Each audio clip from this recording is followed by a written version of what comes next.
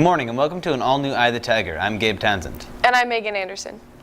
There's been a noticeable decrease in pass rates since the change in curriculum in some AP classes. Troy Maldonado has the story. A few AP classes at Roseville High School had noticeable drops on their pass rates on their tests. Miss Crabtree, the AP Euro teacher, especially because of the curriculum change on her test.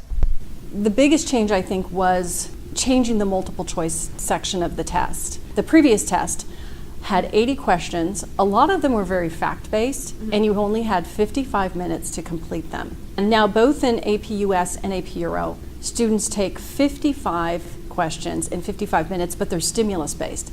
So you have to read a primary source and then answer questions on that primary source. Miss Crabtree, along with Miss Fork, the AP US History, have opinions on this new curriculum. I think the changes are a positive change in terms of it's really more how a history class is taught, because they really teach you the content, but you have to have the skills to know how to access it. And so for us, it helped us know how to help get our kids better up and running for a history class in college. Along with the Euro and US curriculum change, AP Art History's test changes as well. Not only are they learning all the European art, like through Renaissance, pop art, most of the European strand, they're also learning non-Western, so Africa, China, Oceania, things like that.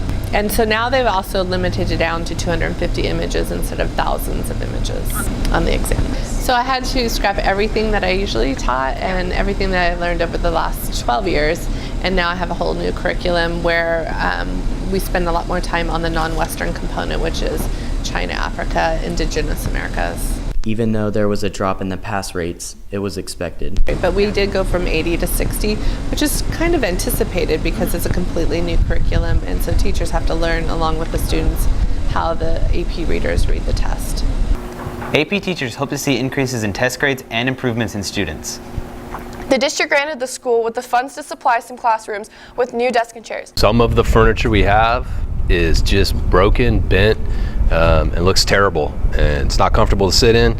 It's not conducive to the learning environment, and we're trying to project a different image at Roseville High School. So I just got tired of seeing broken chairs and broken desks and things that don't make the school presentable like it should be. And we were fortunate enough, we got some support from the district with some money to make a purchase, and we're doing that and hope to follow it up with a purchase of even more down the future.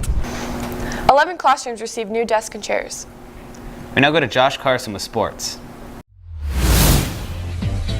Good morning and welcome to this week's edition of EOTSN. I'm Josh Carson. And now it's time for my new segment that will air occasionally on Tuesdays. This is Tuesday Topic Tackle. And my take for today is on varsity boys basketball and cross country.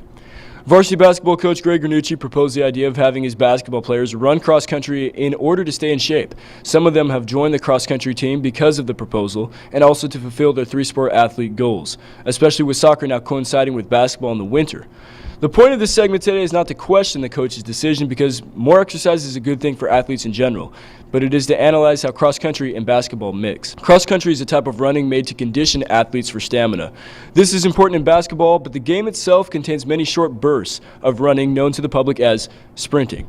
Sprinting in short bursts builds up fast-twitch muscle fibers, crucial to explosiveness needed for the game of basketball. Also, cross-country runners tend to be smaller muscularly because of the long distances they constantly run. Basketball players, while many of them are on the thinner side, should avoid anything that could cause them muscle burn, not growth. Ideally, track and field would be the go-to conditioning sport for these potential basketball players going into the upcoming season, but as we all know, track and field occurs in the spring, and cross-country is now. At least we can say at the end of this, some players are building up endurance and putting in the extra work to be that much more ready for their shot at the team come November. And that's it on your home for Roseville High School sports. Top plays, breakdowns, and more. I have the Tiger Sports Network, EOTSN. And now we go over to entertainment. Thanks, Josh. As we get closer to wrapping up another great year of television, the Emmys came around to pay their respects and give credit where credit is due to the best of the best in TV this year. So today, I'm here to give you a quick recap of what went down Sunday night. As far as the red carpet goes, my top 3 best dressed this year were number 3, all of the Stranger Things kids, of course. Every one of them looked incredibly adorable and sophisticated at the same time, especially Millie, who was very beautiful in her Valentino dress. Kristen Bell takes my number 2 spot, looking absolutely stunning in an over-the-top romantic ball gown. And finally, my #1 spot goes to Kerry Washington, serving fierce looks while being very pregnant. Now on to just a few of the winners. No surprise, Game of Thrones takes home Outstanding Drama Series, as well as 2 others for Outstanding Writing in a Limited Series and Outstanding Music Composition. Outstanding Lead Actor and Actress were awarded to Tatiana Maslany from Orphan Black and Rami Malek from Mr. Robot, which, not gonna lie, was a little bit of a surprise considering who he was up against, but the award was obviously well deserved. And lastly, this year's Outstanding Comedy Award went to the ever so hilarious Veep. Now we go back to Megan with news. Thanks, guys. The Film Club was created this year as a response to the Film and Lit class being unavailable. Morgan Fenn Jameson and Jillian Howard had taken Film and Lit in the past and want students to have a familiar experience.